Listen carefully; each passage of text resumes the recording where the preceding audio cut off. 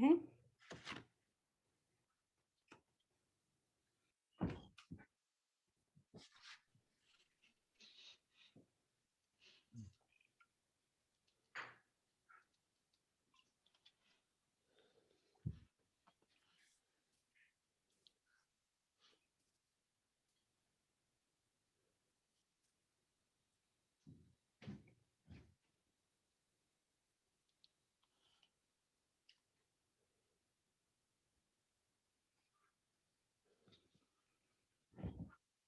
Oh my God, this is wonderful.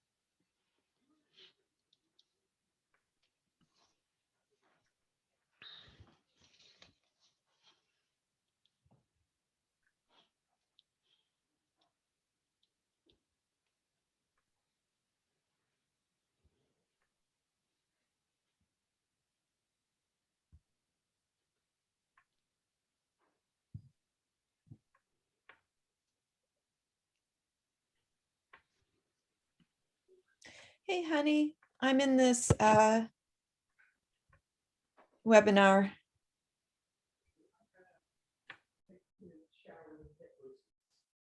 Okay.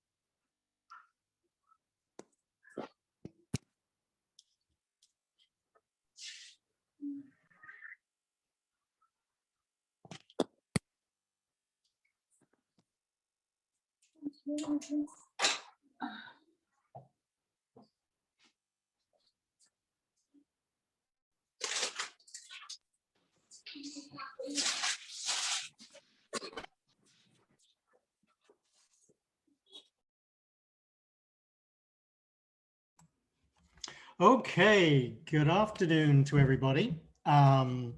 Welcome to Queer Politics webinar number 30. Please mute your microphones. And as we normally say, we would be delighted to see an audience. It's much easier for the presenter to actually see a sea of faces giving some reactions. So if you're comfortable and you're able, please turn your webcam on. Obviously, if you're not able to, that's just fine, but it would be lovely to see some faces in the audience. My name is Andy Reynolds. I'm the convener of the Queer Politics webinar.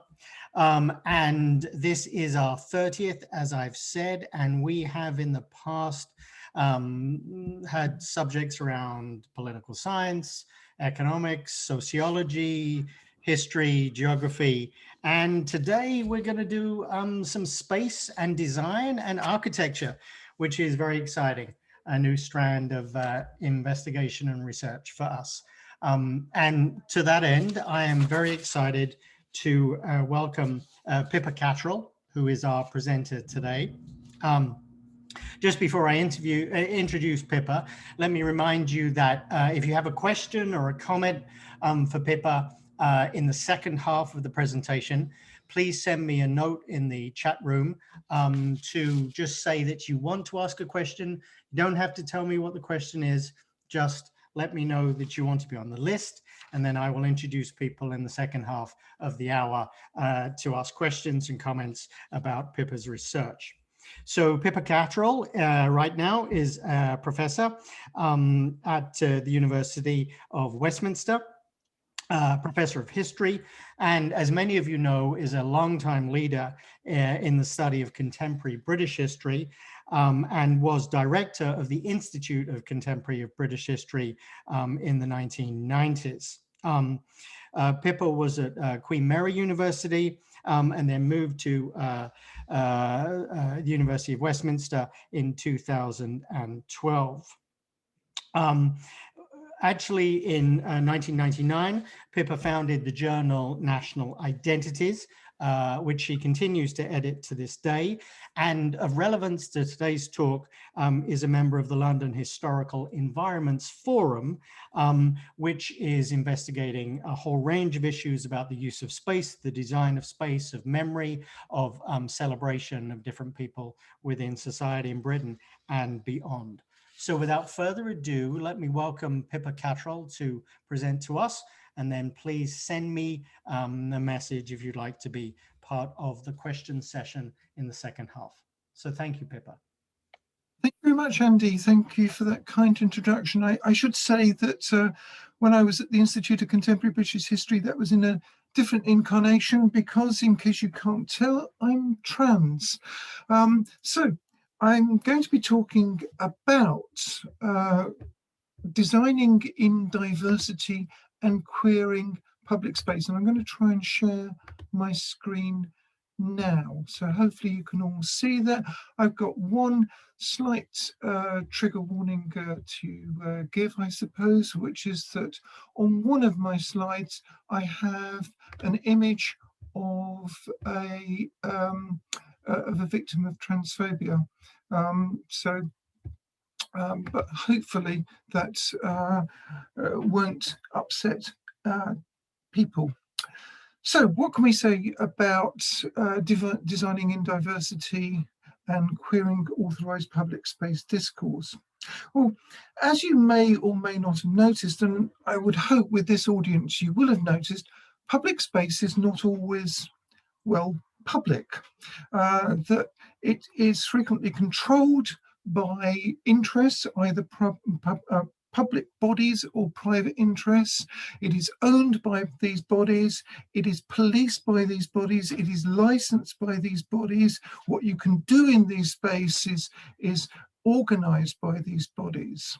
And I got interested in exploring this when 3 years ago I went to see the play which you have the playbill for on this screen here at the Edinburgh Fringe Festival, Love Song to Lavender Menace, which was the first gay bookshop in Edinburgh after homosexuality, male homosexuality was legalised there in the early 1980s. And the opening line of this play is this guy creeping through the streets of George in Edinburgh. And at one point he goes, expletive deleted, even the buildings are homophobic. And I thought that's a really interesting point. What does he mean by the buildings are homophobic as you try and creep through unseen this potentially hostile territory, constantly in fear of homophobic attack? And that really is where I started out on this project with Amar Azuz, who is also in this meeting today, a project funded by Arup and done jointly between them and the University of Westminster, where we try to explore how we could design in diversity, because it struck us that lots of people have investigated what queer spaces might be, what we wanted to think about was how do we improve access to space, not just for queer people, but for everyone? How do we make public space more inclusive? And in the process, and this will illustrate the way in which I'm using the term queer in this context, how do we queer the structures of heteronormativity which are encoded in the design of space?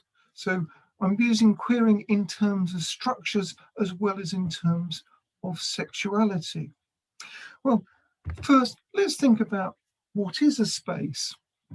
And on this slide, you can see a number of examples. So Jack Giesenking, who spoke to this group last year, talks about, in A Queer New York, a bookshelf can be a queer space. And you have on this slide a picture of the oldest gay bookshop in the UK, in London. When I was first investigating this, the only image of a queer safe space I could find, doing an extensive Google search, was a picture of a sticker on a door, which you've got at the bottom here. You have an image of a military parade ground, which I would, this happens to be Horse Guards Parade in the centre of London, which I would definitely regard as not a particularly queer space, but one which has lent itself to the architecture and voice that's given to so many spaces through the adaptation of military parade grounds in the course of designing 19th century public spaces. You have two other spaces on here. One is Toscanini's in Cambridge, Massachusetts, which in a study 6 years ago was picked out as being a, quote, queer-friendly space because you've got big windows, you can see but not necessarily be seen. There is an iconography in the space which indicates that this is a safe space to be in. You are not likely to get harassed in this space. And then at the bottom, something we could perhaps discuss later, you've got the question of access to certain types of public facilities and how you indicate this. A lot of trans people regard this particular image as being transphobic. And I think there's an element to which we might agree. There's certainly a transphobia in the way in which gendered toilets are policed, not least in the UK at the moment, and the way in which techniques of divide and rule are used in order to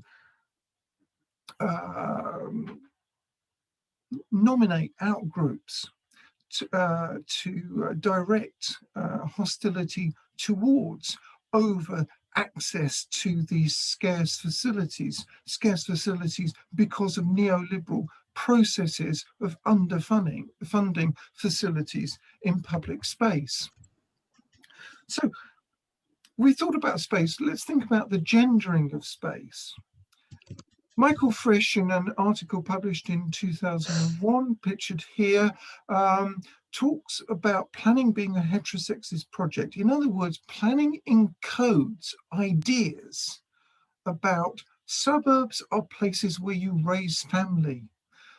And that means a, quote, normal family, a heterosexual family. You have a gendering of private space, domestic, social, suburban, female, and public, productive, economic, authoritative, and male.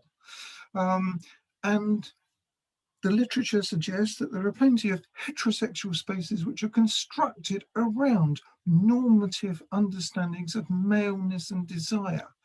It is the men who do the looking and the noise in these spaces, and other groups either access them or avoid them. So, and there's been quite a lot of research on this, particularly with respect to female access to spaces in recent years in terms of a whole series of things like lighting, street furniture. So you've got at the bottom of this slide here, two girls sitting there, and the quote, "We want to be able to look each other in the eye." The way in which street furniture is designed is usually around the male gaze. So looking out across space rather than looking at each other in intimacy. And that all of these features of space, I think, help to create a gendered heteronormative discourse within these territories. And I've called this authorized public space discourse. In this, we can talk about it in a whole series of different ways. On the main image on this slide is College Green in Bristol. This is people occupying College Green in Bristol last month. Quote, "We're resisting the anti-trespass bill. People want to forage, people want to live nomadically, people want to be able to walk around. This is privatizing public space and it's making living outside a class thing." So this is about power in public space, but also who gets to control public space. If you look at the other images on this, you have the idea that space is racially controlled, spaces controlled in terms of sexually and gender non-conforming people, spaces controlled in terms of the iconography of it. So you have an image of a statue of William III being queered by having a traffic cone put on his head in part of Bristol. All of this is illustrating how public space is managed by authorities in the interests of certain groups, but not in others, with consequences in terms of knowing where you are safe and where you are not. For instance, some of the research of Jill Valentine has pointed to the way in which lesbian couples on suburban housing estates can really stand out because they're not a heteronormative couple. Indeed, a trans couple, friends of mine, got firebombed out of a public housing estate in Reading a few years ago because they did not conform to these norms. So how do we make space safer? Whose public space is it? Well, obviously all public space should be for the public. And from this article in 2018, you've got an attempt to set out, these are the things we all, everybody who is included in the public, should be able to do in these spaces. In practice, however, we're not all equal in these spaces because some of us are much more likely to be subjected to violence, to hate crimes, to hate incidents. Some of us have to edit ourselves in public spaces. That image of Toscanini's I showed earlier, there was a quote from someone who was interviewed there who said, "Yeah, I love being here because I don't have to edit myself. I don't have to internalize homophobia, as it were, in order to inhabit this space." But conspicuous amongst that list is the ability to express affection. If you express affection in too many public spaces, you may find yourself subjected to this kind of violence. So we have two images of violence on here. One is the nail bombing at the Admiral Duncan pub in Soho some years ago. At the bottom, you've got the attack on a transgender woman in Denver, I think, in 2019, Denver, Colorado. And in this, you have all kinds of things which I don't really have time to go into to decode here in terms of how you signal to people in public space that you are vulnerable, that you might be subject to attack, and how you guard against those kinds of things. But of course, what this represents is the way in which LGBTQ people, but not just us, also disabled people, etc., who are often the worst victims of hate crime, certainly in the UK, have to check the situational and locational features of the space before they traverse it in order to guard against risk. And as you can see from the text on this slide, homophobia is a framing of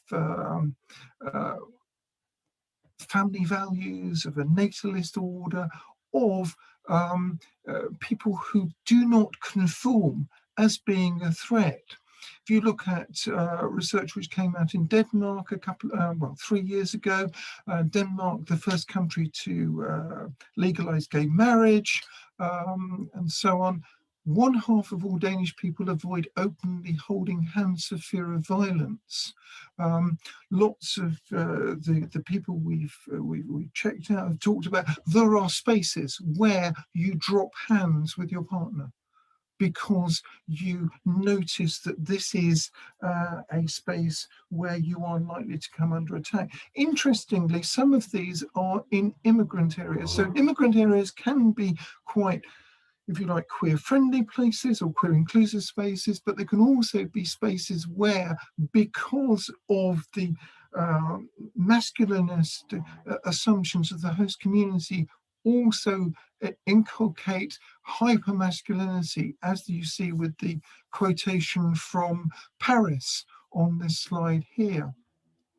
And among the groups who are most affected by this are trans people. So you've got at the bottom of the slide here, people saying that a lot of them feel less able to leave their houses, avoiding whole areas of cities in order to avoid the hostility of the male gaze. And this slide goes into some more detail about that. The way in which authorized public space management creates monocultures of certain types of business and also expunges others. The way in which licensing regimes can create atmospheres of danger. The way in which all too often queer people need to self-police by avoiding eye contact or other behaviours in public space which attract aggressive heterosexual male gaze. Because most public spaces are designed as male spaces, it's men who do the looking in these spaces and whose voices carry and dominate the soundscapes, while marginalised people often tend to seek invisibility in these spaces. Indeed, one of the paradoxes that emerged from our research is that frequently what queer people need in public space is less visibility. Less personal visibility because of the way in which that makes you a target.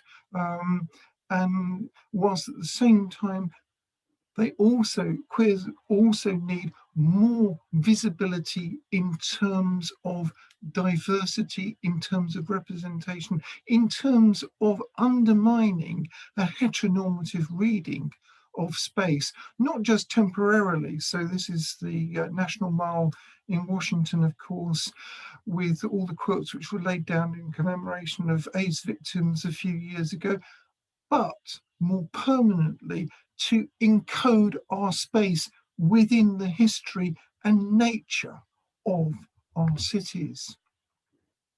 So, because if you think about it, historically, queer space has been limited.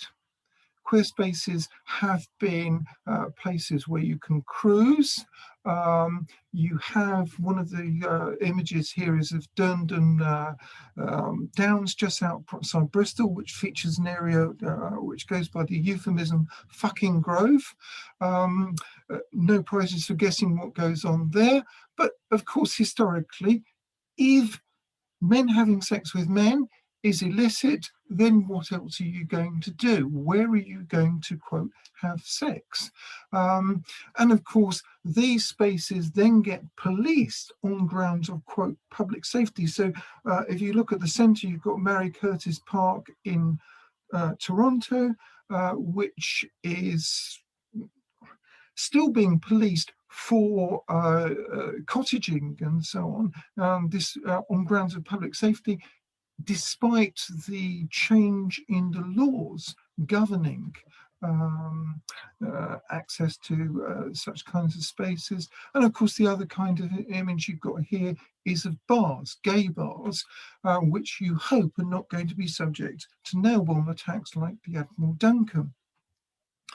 Which raises another issue, which is that if you look at some of the areas which have been celebrated as being queer, so all the literature which emerges from Castell's work on the Castro in 1983 on gayborhoods, and celebrating these are queer spaces, sometimes it's not until recent years that people have pointed out the problems with these gayborhoods, that they are overly consist of gay white men, lots of other groups, particularly trans and gender non-conforming people, may feel very uncomfortable in those spaces, and they can be labelled as likely to be sex workers because of the marginalisation in the labour market of such groups.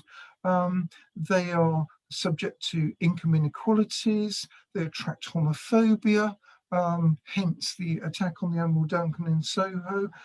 They're often only accessible to LGBTQ people by using dangerous routes via public transport, and they're vulnerable to gentrification and decline. So you have on this slide an image of a gay cafe in the East End of London, which closed in 2011 because of gentrification. The rents went up. On the other side, you have an image of the Christopher Pier in New York and the fight to try and keep queer access to it, which is still ongoing. And in the middle, you've got the Queer Quarter of Liverpool, which was moved to Stanley Street in the 1970s because where the Queer Quarter originally settled was moved out in order to facilitate a redevelopment, which may explain why we know there's much more written about the Queer Quarter in Manchester than there is in the somewhat curated and certainly not very architecturally welcoming Queer Quarter of Soho. So one of the things we ended up doing was saying, we need to get beyond the gayborhood in thinking about how to queer spaces. We also need to get beyond building codes. So BS 8300 is a building code in the UK, first promulgated in 2001, which is about inclusive design. But essentially, it's about accessible design. It's about mobility. It has a bit about poverty. It has very little at the moment about including people who, in the terms of UK legislation, the Equality Act 2010, have protected characteristics like LGBTQ people. And it seems to us that it's really important to get architects, planners, designers, structural engineers, and so on to think about how you can get beyond that very narrow understanding of inclusive design and think about it more broadly about how do you get a situation where people can see themselves in public spaces and access them. So one way in which you can see yourself in a public space is by representation. And this is what we're trying to pick up on here. At the moment in the UK, there is very little LGBTQ heritage in public space. The image on one side here is a putative statue of Brian Epstein, the manager who made the Beatles, to be erected in his home city of Liverpool. It's not there yet, though the Beatles are absolutely everywhere, of course. And that would be one more statue to a very small series of representations of LGBTQ history. And one of the problems we have, arguably, is in a society which may be more tolerant of us now, but not necessarily more understanding, is to indicate that we have a past, we have always existed, we can, and therefore we have a right to these spaces in the present as well. To use public space to usualize, to make us part of the scenery, part of the atmosphere, the ambience of public space, by either samizdat, guerrilla pieces of heritage, such as the one from Leeds at the top here, or simply by queering images, such as the image in the middle that you've got there. So how then do we achieve this process? Well, there are a number of design features which kept on coming up throughout our process of research. It's important to bear in mind exclusion and inclusion is not just about prejudiced behaviour among the public. There are ways in which you can design in desistance. This is not returning to the broken windows neoliberal strategy of criminal justice, which has been so problematic, but it is to suggest that we know that people who commit hate crimes can generally be easily desisted if they are presented with diversity, if they are exposed to contact theory and things like that. And so designing more diverse spaces is one of the ways in which we do that. If you design spaces which are monocultures in terms of their characteristics, if they are badly designed in terms of lighting, badly maintained, etc., badly used, then all of those features are likely to increase risk and the lack of inclusion that infects too much of our public space. Whereas if you look at these two images here, one is the Marais in Paris, the one at the bottom is Newtown in Sydney. And these are both neighbourhoods, and I think they feature a number of the design characteristics that we've picked out as being reflective of a queer sensibility in approaches to design. So this is where I'm going to ask you to do some work for me. So you have a poll everywhere. Hopefully you can see the response code at the top. And what I would like you to do, if you could, is contribute to a Wordle for me. So what design features do you, my friends, think make a space more queer inclusive?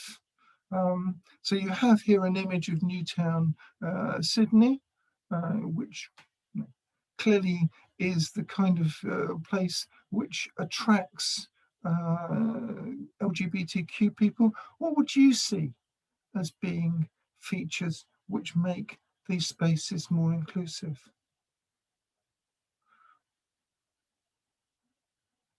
And I'm hoping someone's going to start posting some things on the Wordle now. Or maybe not.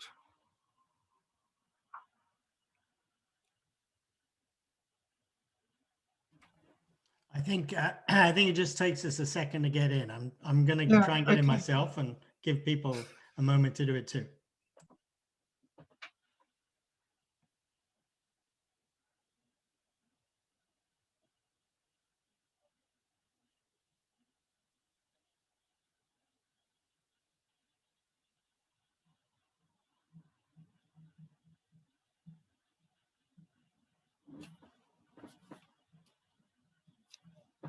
That's a good one. Oh, these are really good.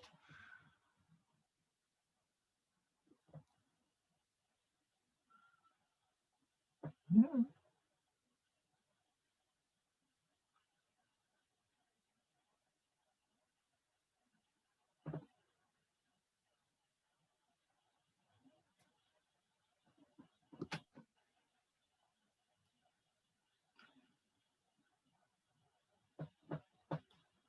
Excellent. I like police free. That's interesting. But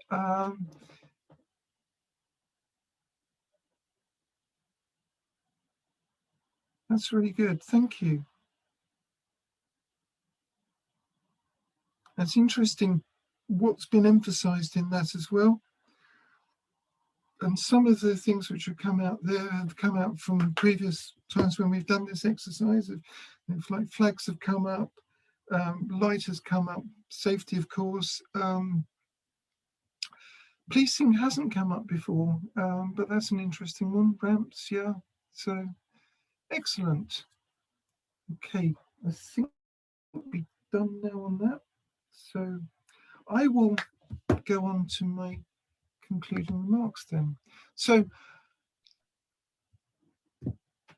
I've been trying to take you through the journey that Amar and I have been on in exploring how we could queer design and not just think about how you make queer places, but how you queer spaces. What might make spaces more inclusive? And we're in the final phases of trying to write up our report now. And in the concluding remarks to that report, at the moment, what we've said is what we're describing is in many ways simply good design. Good design in terms of not creating intimidating, exclusive spaces which work more for certain groups than others. But of course, if you're going to design inclusively, somewhere where everyone feels safe and welcome and not just dominant groups, everyone feels empowered to express themselves, then good design should be part of that. Thank you all very much for listening, and thank you for inviting me to give this talk. Thank you so much, Pippa. That was really fascinating to me, and I'm sure to our audience as well. I have a couple of questions. I'd like to have other people lined up, so please send me a chat message if you'd like to be on the question list. Just your name will do, and we'd love to have this conversation for the next 20 minutes. I did want to ask a question myself, seize the prerogative of the chair, but also make a comment to begin with. I was struck in a way by the way you highlight more than just individual sort of buildings or inanimate objects, but just the way in which space is manifested and the way one flows through it. And it struck me because for my sins, I'm a fundamentalist Norwich City Football Club supporter from my days at the University of East Anglia in the mid-1980s. And we are involved with the club, who have been fabulous on this, in preparing to produce and fundraise and design a statue of the soccer player Justin Fashanu. And Justin Fashanu was the first and really only out gay soccer player in the United Kingdom. You know, we have a remarkable vacuum and desert of out players in professional football in the UK, which I think has serious consequences for social norms. Justin was of Nigerian descent, and so a Black British man who was not openly gay soccer player. He very sadly committed suicide. But the club itself is going to, has created space in the thoroughfare leading up to Catterall Road, which is our Norwich ground, for the statue. Some of you all know Norwich is on the edge of returning to the first flight division for next year. And we hope to unveil this with fanfare in the autumn. But the reason that I sort of bring that up is that what Pippa was saying was suddenly making me realize that it's more than the statue. It's the space, it's the thoroughfare, it's the way people interact with that statue, both for safety reasons, but also for community reasons. And I think one thing that the design group needs to think about is not just where it goes, but how it goes and how people move around it and how people engage with that statue. Because of course you could see with thousands of football fans going to a club, perhaps crammed in a very narrow space, with a statue like this, that may be a very different experience to a broader, perhaps more queer-friendly space. That's a question that I think has come up in my mind about not just the objects, but also the flow around them. And then my question, sorry for that long comment, but my question is, I mean, my experience thinking about safety spaces, it struck me that I have a friend, Sarah McBride, who is now a state senator in Delaware and is quite a visible, high-profile trans woman in the United States. And I remember when I first used to meet her and we would be in restaurants, she was constantly checking out the scene. What was she being clocked? Was she being seen? And I never realized, because of my, gender identity, that was her constant alert. In a public space, she was constantly seeing if somebody was identifying her as gender nonconforming, as trans. And so my question is, to what extent is all of this mediated by presentation, gender nonconformity, transness, perhaps a masculine presenting gay man has a very different experience of space than a trans woman or a gender nonconforming person. You touched upon this, but could you push that a little further and say, to what extent is all of this mediated by the way people project upon you rather than you projecting on the outside? There's a good article in Medium the other day about butch lesbians being refused access to women's toilets because they are not, because people have gone, but you're a man. And they go, no, I'm not. There's a petition just been started against the use of live facial recognition technology in Europe for exactly the same reason, because it tends to misgender people and create very strict binary divides, which are structured around race.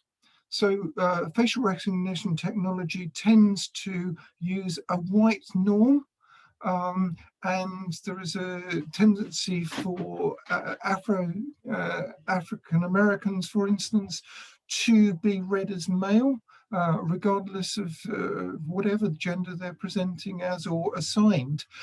So there are major problems with that kind of thing. I mean, at bottom, of course, politically, passing shouldn't be an issue. People should, I watched a film the other day, a Brazilian film about a trans girl called Valentina, which I recommend. And it ends up with a confrontation in which Valentina says to this guy who's just pulled a knife on her, what is it about me and my freedom which so upsets you?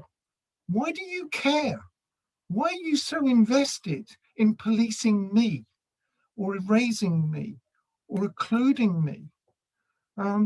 And that, I think, is the unspoken assumption here. I've, in the course of this research, I've done a lot of corresponding with Sonia Ellis, who is one of the top psychologists of hate crime against LGBTQ people in New Zealand.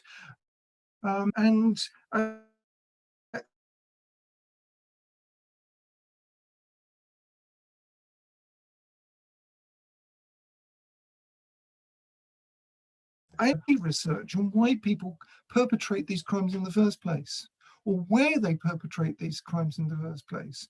So there is a need to do lots more work on that. But we do know something about these kinds of things and the kinds of assumptions that they reflect. I mean, in terms of your first point, space is political. It always is political, because it's about who gets to control it.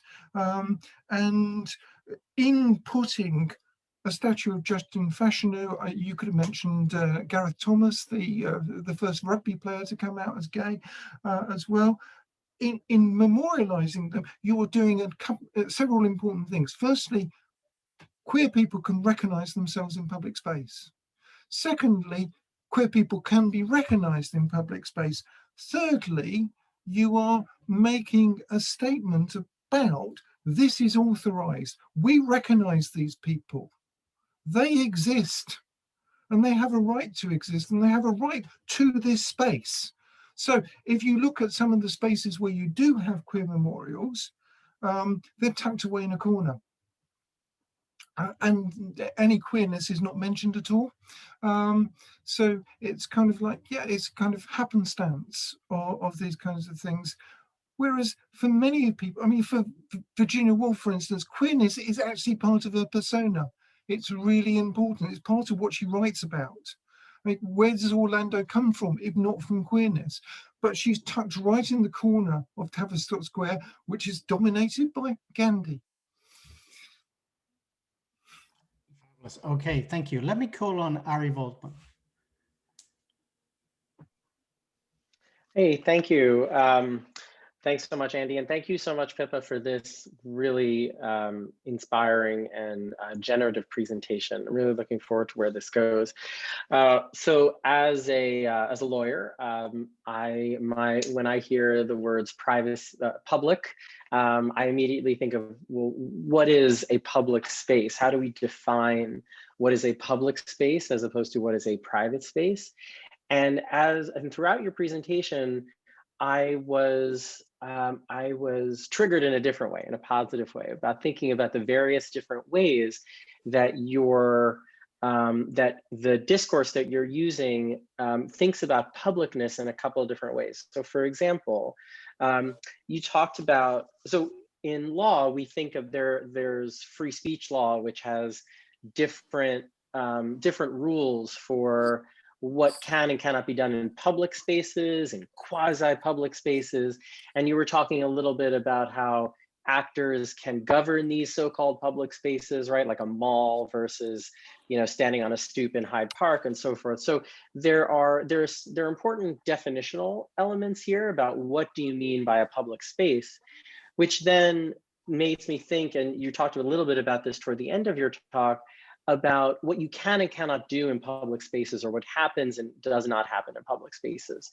So just for two examples, and then I'll get to the question where I'd like to challenge you a little bit to define what you mean by a public space. Like what are the indicia or elements of publicness that make a space public? So you said that in a park, you can hook up or you can cruise, for example. Technically, you can't though, right? Like that's illegal. In the United States, we made those kind of cruising things illegal, and we had police raids, and in Britain as well, police raids of public parks for two men engaging in sex in public parks. So it's technically, although you could physically do it, it's illegal, right? So there are limits to what you can and cannot do in a public space. Also, when you think about, given Andy's question about how people respond in certain spaces, given their identities, given their marginalization, given how they present, public spaces are surveilled, right? You sit in the plaza of a building in an urban center, and there are cameras at all times there. People's actions, therefore, respond not just to the publicness of the space, but to the ways in which quote unquote public spaces are surveilled, which makes them quote maybe less public given how you were thinking about them. So given some of those provocations, what are you using to define what is a public space versus a non-public space? Okay, well, I live in the most surveilled country in the world. I mean, there are more CCTV cameras in the UK than anywhere else on the planet. It doesn't make us any safer, but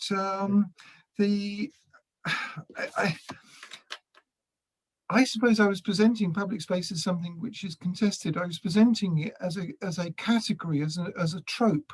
and then saying there is a discourse about what do we actually mean by public space. You've illustrated that yourself. So you've used the term in a variety of ways, which runs from Habermasian public space through to, if you like, you could say there are quasi-public spaces. You could argue a cosplay space is a public space in the sense that any member of the public within reason can access it if they pay the right amount of money, although it's actually managed privately. I suppose I would define a public space as being something to which all members of the public, all members of the general public are ordinarily able to access, whereas a private space is one where you would not ordinarily have access to it, which would be, you know, your personal home, a private club, those kinds of spaces where there are entry rules and so on. And that can apply both to physical space and to virtual space. But obviously, because this project is about designing space, we end up thinking about how you design physical space in public areas. And principally, that's not about interior design in a public house, although it can have implications for that. It's more about the design of places of divorce spectacle, where you have public squares, major thoroughfares, shopping malls, places where you have major congregations of people. It can be also housing estates as well, though. How do you signal that these are diverse spaces as opposed to heteronormative spaces? And that's really what we were thinking about. How do you encode in the design, in the articulation of the architecture, diversity as opposed to and complexity and usualizing of people who are non-conforming, as opposed to saying, actually, we have a default image of what a human being looks like, and everyone either conforms to that or they skulk through it. And that, I think, is really where I'm trying to come from on that. And I suppose I'm referring to public authorities in the sense that they shape that dialogue. Great, thank you. Let us take Dee Manali. Hello. Thank you so much for this wonderful presentation. It's been really interesting and insightful. My question is about how this discourse of public spaces may relate to public spaces that aren't necessarily geographically tangible or architectural. The first thing that comes to mind, of course, is the internet, and how maybe like a queering of these public spaces that, again, aren't necessarily like touchable may occur. Okay, well, as I've just said, that wasn't really front and center to what we were looking at, but I think a number of our findings are relevant to that, because if you're identifying certain design features which are applicable to inclusivity in physical public space, then arguably they have the same characteristics when you apply them to virtual space. There are certainly websites which are much less user-friendly, and there are processes which, I mean, this takes me back to Ari's question, actually. There are processes you could go through to think about how you plan for these kinds of things as well. So if you have a certain standard for what makes a website accessible, in the same way that you can have planning rules for what makes a space accessible, and who you have to consult with in designing a space. So at the moment, for instance, in London, there are processes whereby there are supposed to be statements of community intervention. Only 26% of London boroughs actually do that when it comes to planning, and only one London borough actually does consult widely with interest groups, and no London borough consults with LGBTQ interest groups when it comes to planning new sites. So one of the things that you could say is, well, actually you should be consulting with your user groups to ensure that these things are actually accessible. Speaking as someone who's colorblind, I find loads of websites actually really bad for my disability, let alone anything else. So. Terrific. Let me call upon Stephen. Hi, I'm sorry, it's my partner's phone. Thank you, Pippa, for your great seminar today. I just have a comment. I'm a PhD student and I'm looking at home for LGBT young people, and I think a lot of what you're speaking about also resonates when thinking about private space and home space and family space. I think I'm thinking about things that you said as surveillance and also invisibility, that the people that I've spoken to have spoken about. And I just wanted to learn a little bit about your thoughts and if you've come across anything with regards to private spaces as well, just even within, just in general, of all your knowledge and home as well. Because I know, Thank you very much. Two observations on that. I've been talking about hate crimes and hate incidents in public space, but we know that the largest amount of on-person violence occurs in domestic spaces, including among LGBT communities. And these kinds of things have gone through the roof with lockdown in the last year or so. I always tell my students, violence is just a form of communication, but not a good one. The use of violence in a domestic setting is a sign of a breakdown of communication. So one of the things which needs to be thought about is how do you design that into domestic spaces? I mean, so many domestic spaces do encode gender norms, particularly if you look at gendered spaces which were designed back in the 20th century, when you had a 1950s very strict idea of demarcation of boundaries between men and women and so on. So there are issues about how you create spaces to reduce those kinds of violence within those settings. The other thing, of course, is that lockdown and domestic violence has been really bad for LGBTQ people. Huge amounts of mental health problems. Lots of LGBTQ people are differentially likely to end up in public space. In fact, one of the things we end up saying in the report is that we get policed in public space by local authorities who literally sweep us off the streets by using water cannon and things like that, because 24% of of homeless youth in the UK are LGBTQ, thrown out by homophobia. And again, if we want to reduce that, we need to reduce the extent to which it is normal and acceptable to be homophobic. Thank you very much. Fabulous. Amar has an announcement about the project.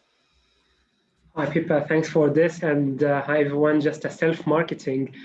I think in addition to the report that Pippa and I are working on with other colleagues, we're also planning to launch a video project. It will be around 15 minutes, which includes some interviews with some of the academics and activists working on questions of queer in public space.